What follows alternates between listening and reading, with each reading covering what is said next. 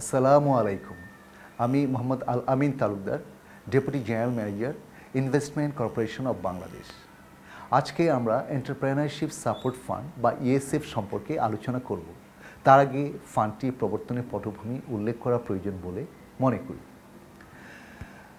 2000-2001 অর্থ বছরে জাতীয় বাজেটে 100 কোটি টাকা বরাদ্দের মাধ্যমে ইকুইটি অ্যান্ড এন্টারপ্রেনারশিপ ফান্ড নামে একটি ফান্ডের প্রবর্তন করা হয়, যা সংক্ষেপে ইইএফ নামে পরিচিত। কৃষিভিত্তিক ও আইসিটি খাতে প্রকল্প স্থাপনের উদ্দেশ্যে উদ্যোক্তাকে সহায়তা প্রদানের জন্য গণপ্রজাতন্ত্রী বাংলাদেশ সরকার কর্তৃক ফান্ডটি গঠন করা হয়। ইকুইটি সহায়তা প্রদানের কারণে অর্থায়নের বিপরীতে কার্যত কোনো জামানত গ্রহণ করা হতো না।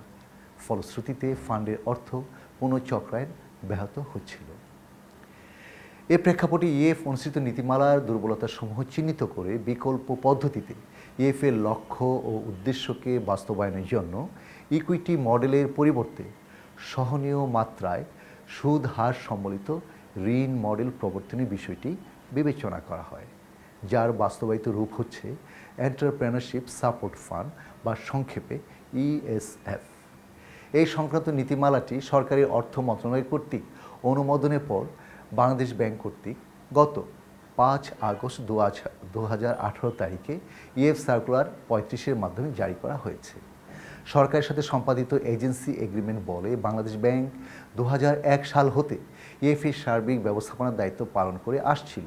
পরবর্তীতে বাংলাদেশ সরকারের সিদ্ধান্তে গত 1/6/2009 সাল হতে বাংলাদেশ ব্যাংকের পাশাপাশি রাষ্ট্রায়ত্ত প্রতিষ্ঠান investment corporation of Bangladesh EF এর ব্যবস্থাপনার দায়িত্ব পালন করছে। এর ধারাবাহিকতায় ইএফ এর পাশাপাশি ইএসএফ এর মঞ্জুরি, বিতরণ, সর্বোপরি আইনগত ব্যবস্থা গ্রহণের দায়িত্ব আইসিবির উপর অর্পিত হয়েছে।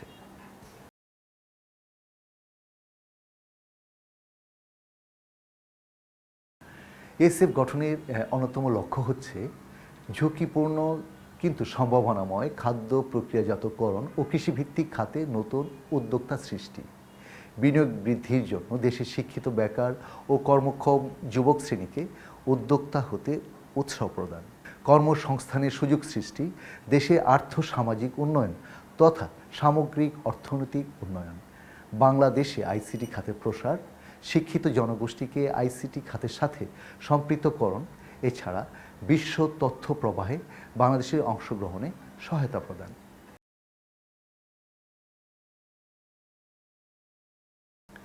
আসুন আমরা ইএসএফ এর উদ্দেশ্যগুলো জেনে নিই। নতুন নতুন প্রকল্পে অর্থায়নের মাধ্যমে বিনিয়োগযোগ্য মূলধন সৃষ্টি বা ক্যাপিটাল ফরমেশন, দেশের শিক্ষিত বেকার ও কর্মক্ষম যুবক শ্রেণীকে কর্পোরেট ফর্ম অফ বিজনেস প্রতিষ্ঠায় উৎসাহ প্রদান, দেশের বৃহত্তম জনগোষ্ঠীর ভিটামিন, পুষ্টি ও আমিষের চাহিদা পূরণে মৎস্য ও ডেইরি প্রকল্প এবং এর পণ্য প্রক্রিয়াজাতকরণ ও সহায়ক প্রকল্প স্থাপনে সহায়তা প্রদান, গ্রামীণ ও পশ্চাদপদ এলাকার অবকাঠামোগত উন্নয়ন এবং পতিত জমি সর্বোত্তম ব্যবহার, কর্মসংস্থানের মাধ্যমে সুবিধাবঞ্চিত অনুন্নত গ্রামীণ জনগোষ্ঠীর জীবনযাত্রার মান উন্নয়ন, রপ্তানির সুযোগ সৃষ্টির মাধ্যমে জাতীয় অর্থনীতি শক্তিশালীকরণে সহায়তা, আইসিটি খাতে দক্ষ প্রতিশ্রুতিশীল উদ্যোক্তাকে আর্থিক সহায়তা প্রদান।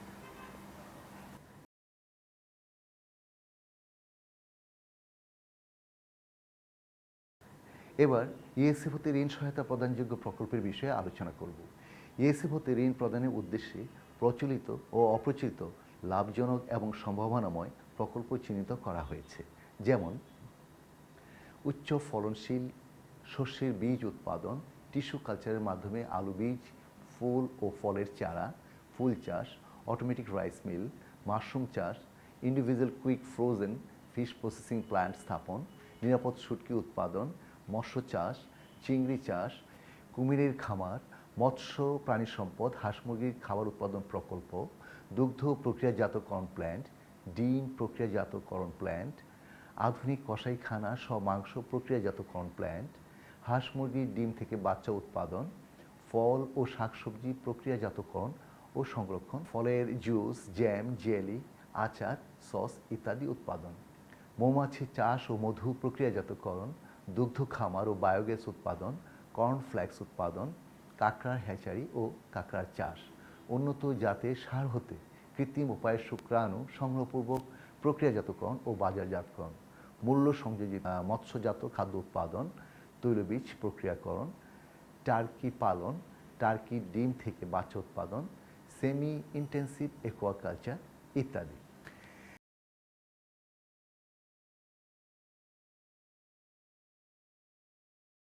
কৃষি খাতের নিয়ে আইসিটি খাতেও কিছু প্রকল্প অগ্রাধিকার প্রদান করা হয়েছে, যেমন ইলেকট্রনিক্স প্রযুক্তি ব্যবহার করে তথ্যের উৎপাদন, ইলেকট্রনিক্স প্রযুক্তি ব্যবহার করে তথ্যের প্রক্রিয়াকরণ, ইলেকট্রনিক্স প্রযুক্তির মাধ্যমে তথ্যের ব্যবহার, আদান প্রদান অথবা সেবা প্রদান, call centre, hardware component manufacturing এবং আইটি এনেবল সার্ভিসেস। তবে ব্রডকাস্টিং প্রকল্প যেমন টিভি, নাটক, টক শো, ম্যাগাজিন, বিচিত্রা অনুষ্ঠান, প্রেস ইত্যাদি সম্প্রচারমূলক কার্যক্রম অথবা বাণিজ্যিক ভিডিও প্রোডাকশন সংক্রান্ত খাত অগ্রাধিকার খাতে আওতাভুক্ত হবে না। বিশেষভাবে উল্লেখ্য, বাংলাদেশ ব্যাংক সময়ে সময়ে নতুন প্রকল্প নির্বাচন ও বিদ্যমান খাত হতে যে কোনো শ্রেণীর প্রকল্প বাদ দেওয়ার ক্ষমতা সংরক্ষণ করে।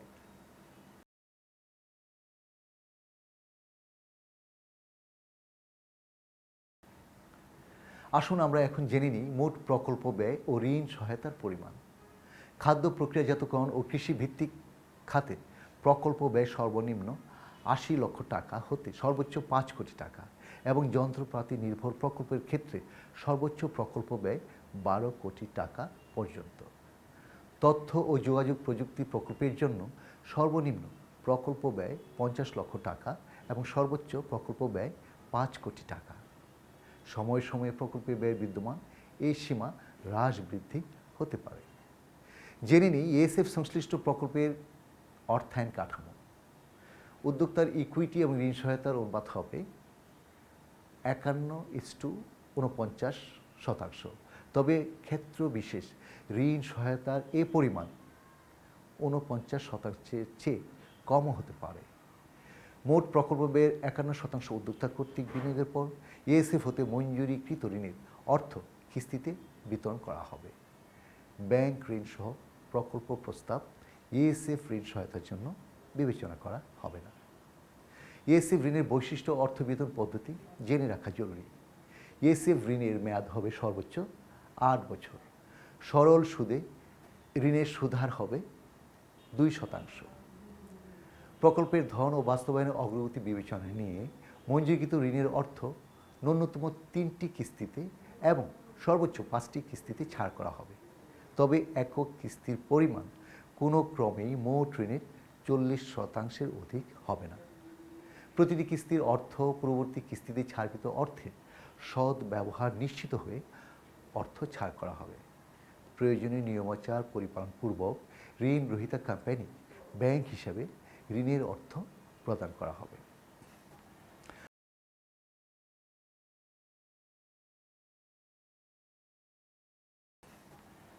আসুন এবার পাওনা পরিশোধ বা আদায় প্রক্রিয়া সম্পর্কে জেনে নিই।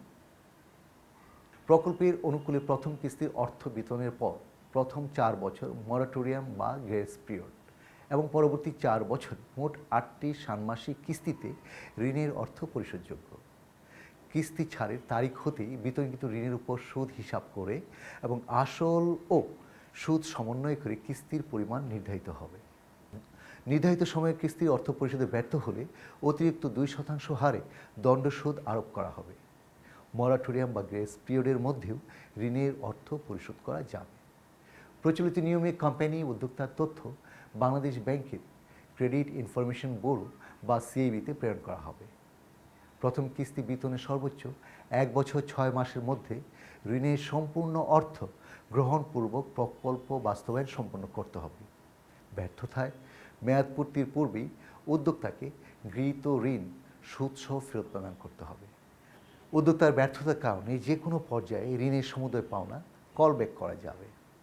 ঋণ খেলাপি বা পাওনা আদায়ের জন্য বন্ধকি সম্পত্তি বিক্রয়ের পদক্ষেপ গ্রহণ করা হবে। প্রয়োজনে অর্থ আদায়ে কোম্পানি ও উদ্যোক্তার বিরুদ্ধে যুগপৎভাবে আইনি ব্যবস্থা গ্রহণ করা হবে।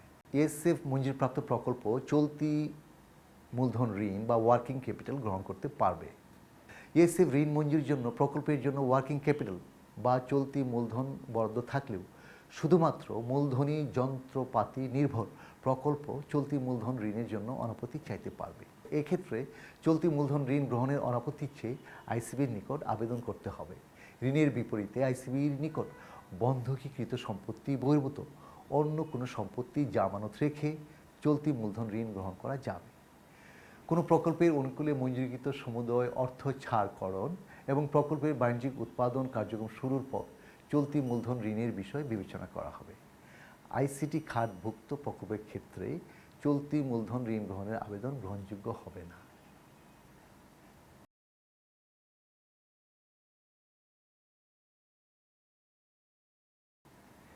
ইএসএফ ঋণ আবেদনের ক্ষেত্রে উদ্যোক্তার যোগ্যতা ও অযোগ্যতার বিষয়টি বিশেষভাবে বিবেচনা করা হবে।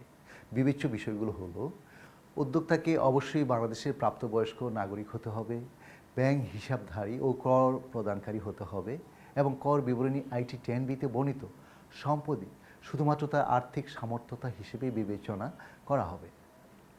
শিক্ষাগত যোগ্যতা সম্পন্ন, সৃজনশীল, দক্ষতা সম্পন্ন এবং সম্ভাবনাময় উদ্যোক্তাগণ অগ্রাধিকার পাবেন। একজন উদ্যোক্তা খাত নির্বিশেষে কেবলমাত্র একটি প্রকল্পের জন্য আবেদন করতে পারবেন। নীতিমালা পরিপালন সাপেক্ষে অনিবাসী অর্থাৎ নন রেসিডেন্ট বাংলাদেশি উদ্যোক্তাদের অগ্রাধিকার প্রদান করা হবে। নীতিমালা পরিপালন সাপেক্ষে মুক্তিযোদ্ধা, নারী উদ্যোক্তা ও উপজাতি উদ্যোক্তাকে ঋণ প্রদানে অগ্রাধিকার প্রদান করা হবে। বাংলাদেশ ব্যাংকের ক্রেডিট ইনফরমেশন ব্যুরো অর্থাৎ সিআইবি কর্তৃক ঘোষিত ঋণ খেলাপি এবং যে কোনো ধরনের বিল খেলাপি ইএসএফ ঋণ প্রাপ্তির জন্য অযোগ্য বিবেচিত হবেন। অনিবাসী বাংলাদেশি উদ্যোক্তা কোম্পানির ব্যবস্থাপনা পরিচালক বা কন্ট্যাক্ট পারসন বা ব্যাংক সিগনেটরি হতে পারবেন না।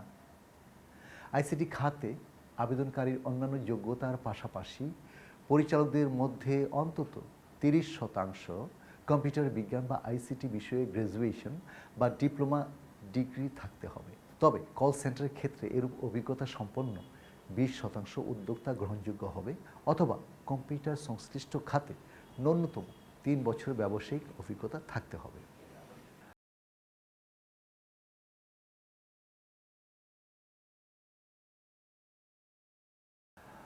এবার আমরা জেনে নিই ইএসএফের জন্য সংশ্লিষ্ট প্রতিষ্ঠানের আবশ্যকীয় যোগ্যতা ও করণীয়। কৃষি খাতভুক্ত প্রতিষ্ঠানকে অবশ্যই প্রাইভেট লিমিটেড কোম্পানি হিসেবে নিবন্ধিত হতে হবে। তবে এক্সপ্রেশন অফ ইন্টারেস্ট বা ইউআই দাখিলের সময় registrar of joint stock companies and farm অর্থাৎ আরজেসি হতে নেম ক্লিয়ারেন্স গ্রহণ করেও ইউআই আবেদন করা যাবে। আইসিটি খাতভুক্ত প্রতিষ্ঠানকে আইসিটি শিল্পে ন্যূনতম 1 বছরের অভিজ্ঞতা থাকতে হবে। কোম্পানির সদস্য সংখ্যা নির্বিশেষে একজন সদস্য ইস্যুকৃত মোট শেয়ারে 80% শেয়ারের অধিক ধারণ করতে পারবেন না। ইউআই বর্ণিত সদস্যগণের শেয়ার প্রকল্প মঞ্জুরির পূর্বে অন্য কারো নিকট হস্তান্তর এবং পরিচালনা পর্ষদ বা কোম্পানির বোর্ড পরিবর্তন করা যাবে না। তবে এ সময় কোনো সদস্যের মৃত্যুজনিত কারণে সংশ্লিষ্ট মঞ্জুরি বোর্ডের পূর্বানুমোদনক্রমে শুধুমাত্র উত্তরাধিকারীদের নিকট শেয়ার হস্তান্তর এবং সে মোতাবেক পরিচালনা পর্ষদ পুনর্গঠন করা যাবে। ইএসএফ ঋণ প্রাপ্তির জন্য প্রথম ধাপ হচ্ছে ইউআই বা এক্সপ্রেশন অফ ইন্টারেস্ট দাখিল করা। খাদ্য প্রক্রিয়াজাতকরণ ও কৃষিভিত্তিক খাতে প্রকল্প স্থাপনে আগ্রহী উদ্যোক্তাকে অনলাইনে ইউআই দাখিল করতে হবে। পাশাপাশি উদ্যোক্তা সহায়ক তহবিল শিরোনামে অফেরতযোগ্য 5,000 টাকার পে অর্ডার বা bank draft EF unit Bangladesh ব্যাংকে দাখিল করতে হবে। বাংলাদেশ ব্যাংক কর্তৃক প্রস্তুতকৃত ইউজার গাইড যথাযথভাবে অনুসরণ করে নির্ধারিত ফরম্যাটে ইউআই দাখিল করতে হবে। আইসিটির ক্ষেত্রে আইসিবি হতে অফারের যোগ্য 5,000 টাকা মূল্যে ইউআই ফর্ম ক্রয়পূর্বক তা পূরণপূর্বক আইসিবিতে দাখিল করতে হবে। ইএসএফ সম্পর্কিত বিষয়াবলী জানা এবং কাজের জন্য www.bb.or.circular/circulars.php এবং www.eef.gov.bb/circulars হতে ইএফ নীতিমালা, গাইডলাইন, ইউআই ফরম ডাউনলোড করা যাবে।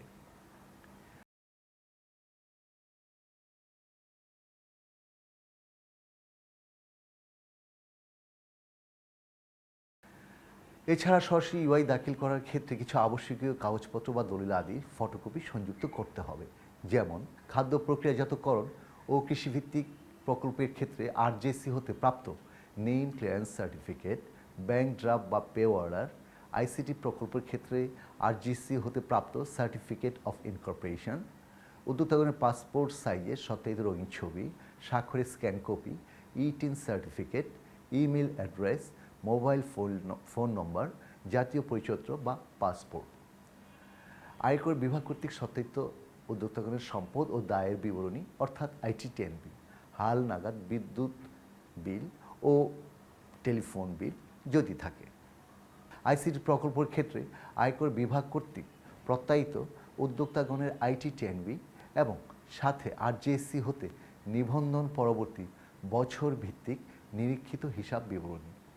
খাদ্য প্রক্রিয়াজাতকরণ ও কৃষিভিত্তিক প্রকল্পের ক্ষেত্রে আবেদনকারী কোম্পানির নামে ক্রয়তব্য বা হস্তান্তরযোগ্য বা বন্ধকের জন্য প্রস্তাবিত জমির পরিমাণ, তফসিল ইত্যাদি।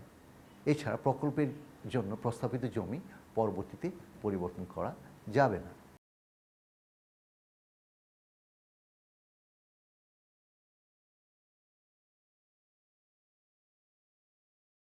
ইউআই দাখিল পরবর্তী তা যাচাই বাছাই করে সংক্ষিপ্ত তালিকা বা শর্ট লিস্টেড করা হবে। এ পর্যায়ে দাখিলকৃত ব্যাংক ড্রাফট বা পে অর্ডার নগদায়ন সাপেক্ষে ইউআইয়ের সাথে সংযুক্ত সরবরাহকৃত তথ্যাদি যথাসম্ভব যাচাইপূর্বক আইসিবি ইউআই সমূহের সংক্ষিপ্ত তালিকা প্রস্তুত করবে।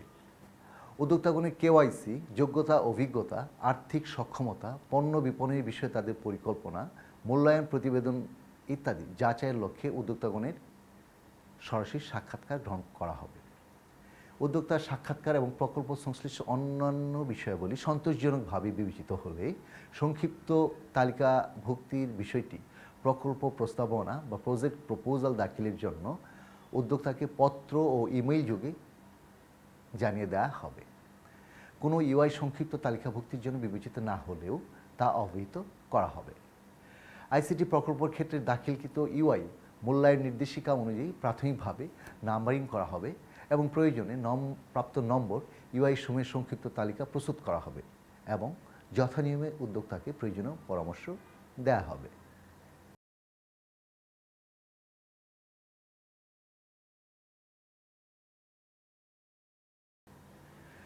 ইউআই সংশ্লিষ্ট তালিকাভুক্তির পর উদ্যোক্তা ও সংশ্লিষ্ট কোম্পানিকে কিছু বিষয় পরিপালন করতে হবে, যেমন ইউআইয়ের সংক্ষিপ্ত তালিকায় অন্তর্ভুক্তির পর আইসিবি কর্তৃক সরবরাহকৃত নমুনা অনুযায়ী উদ্যোক্তাকে নিজ উদ্যোগে প্রকল্প প্রস্তাবনা অর্থাৎ প্রজেক্ট প্রপোজাল প্রস্তুতপূর্বক তা মূল্যায়নের জন্য পছন্দ মতো মূল্যায়নকারী প্রতিষ্ঠানে দাখিল করতে হবে। প্রকল্প প্রস্তাবনার সাথে অবশ্যই কিছু কাগজপত্র দলিলাদি দাখিল করতে হবে, যেমন উদ্যোক্তা স্বাক্ষরিত জীবন বৃত্তান্ত, টেলিফোন, ইমেইল অ্যাড্রেস ও মোবাইল নম্বর, কোম্পানির খসড়া বা মূল memorandum and articles of association, সকল উদ্যোক্তা সত্যায়িত পাসপোর্ট সাইজের রঙিন ছবি, জাতীয় পরিচয়পত্র বা পাসপোর্টের ফটোকপি, টিন সার্টিফিকেট, ব্যাংক হিসাব বিবরণী, আয়কর কর্তৃপক্ষ কর্তৃক প্রত্যায়িত আইটি-10B, প্রকল্প সংশ্লিষ্ট সাব রেজিস্ট্রার অফিস থেকে সংগৃহীত মৌজা রেট এর ফটোকপি, হালনাগাদ পরিশোধিত টেলিফোন বিল, বিদ্যুৎ বিলের ফটোকপি যদি থাকে। এছাড়া প্রকল্প ভূমি বা প্রস্তাবিত বন্ধকের সম্পত্তির তফসিলের বিবরণী, দাগ নম্বর অনুযায়ী খণ্ডের সংখ্যার তথ্যসহ অন্যান্য সমর্থিত সকল কাগজপত্র।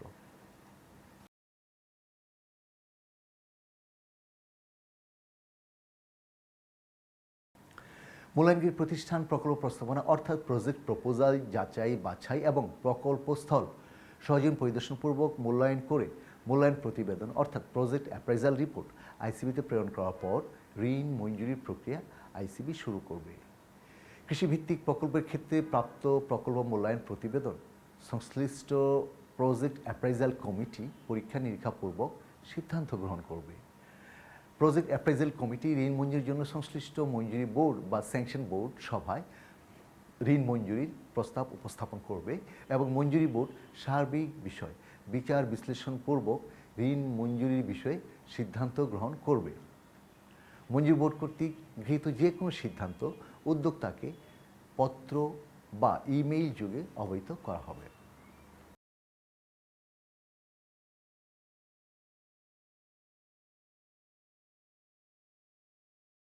ইএসএফ ঋণের বিপরীতে প্রচলিত নিয়মে জামানত গ্রহণ ও বন্ধক দায় সৃষ্টির বিধান করা হয়েছে।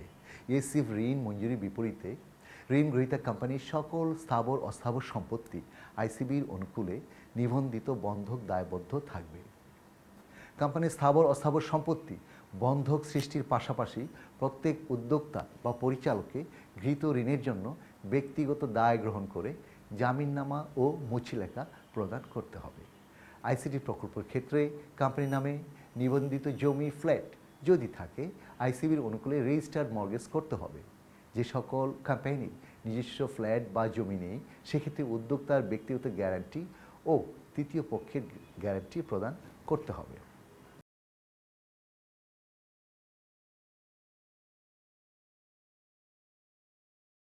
আমরা জানি অর্থায়নের ক্ষেত্রে ডকুমেন্টেশন একটি জরুরি ও গুরুত্বপূর্ণ বিষয়।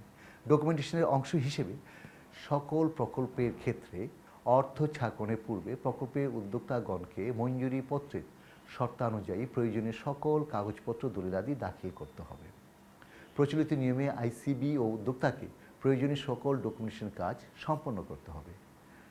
ঋণের অর্থ ছাড়পণের পূর্বে সংশ্লিষ্ট কোম্পানি ও উদ্যোক্তা কর্তৃক নিজস্ব দায় সৃষ্টি করে আইসিবির অনুকূলে এতৎ সংক্রান্ত দলিলাদি সম্পাদন ও প্রযোজ্য ক্ষেত্রে সংশ্লিষ্ট সাব রেজিস্ট্রার অফিস এবং registrar of joint stock companies and ফার্মসদের নিবন্ধন সম্পন্ন করতে হবে।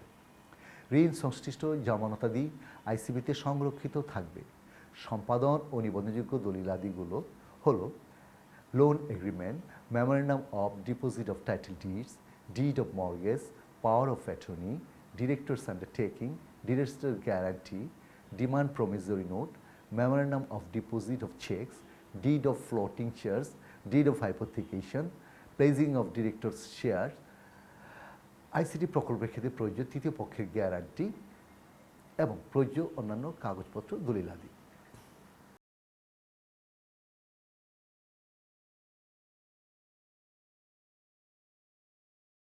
ইএসএফ ঋণ মঞ্জুরি ও দলিলায়নের সম্পন্নের পর অর্থ ছাড় পূর্বে করণীয় সম্পর্কে এবার আমরা আলোচনা করব।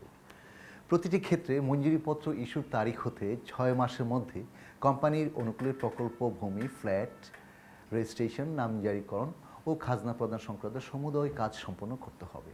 মূল কাগজপত্রাদি বা দলিলাদি আইসিবি জমান প্রদান করতে হবে। ঋণ মঞ্জুরির বিপরীতে উক্ত স্থাবর অস্থাবর সম্পত্তি আইসিবির অনুকূলে বন্ধক দায়বদ্ধ করতে হবে।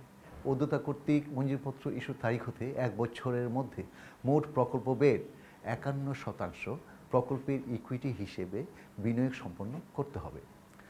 সংশ্লিষ্ট প্রকল্প মূল্যায়নকারী প্রতিষ্ঠান প্রকল্প উদ্যোক্তার অংশ বিনিয়োগের বিষয়টি নিশ্চিত হয়ে আইসিবিতে অর্থ ছাড়করণের সুপারিশ প্রেরণ করা হলে প্রযোজ্য ক্ষেত্রে বাংলাদেশ ব্যাংক, মূল্যায়নকারী প্রতিষ্ঠান ও আইসিবি প্রতিনিধি সমন্বয়ে পরিদর্শন দল গঠন করে সহজীন প্রকল্পটি পরিদর্শন করে উদ্যোক্তার 51% বিনিয়োগ সাপেক্ষে প্রথম কিস্তির অর্থ ছাড় করা হবে। পরিদর্শনকালে প্রকল্প ভূমি বা প্রস্তাবিত বন্ধকি সম্পত্তি সংক্রান্ত যাবতীয় সত্ত্বের দলিলাদি, পূর্ববর্তী 12 বছরের বায়া দলিল সমূহ এবং উদ্যোক্তার ওয়ারিশান সম্পত্তি হলে সংশ্লিষ্ট পর্চা বা খতিয়ান সমূহ সংশ্লিষ্ট সাব রেজিস্ট্রার, জেলা রেজিস্ট্রার, এসি ল্যান্ড অফিস ইত্যাদি, এছাড়া কোম্পানির নিবন্ধন সংক্রান্ত যাবতীয় দলিলাদি সংশ্লিষ্ট registrar of joint stock companies and ফার্মসের কার্যালয়ে যাচাই করা হবে।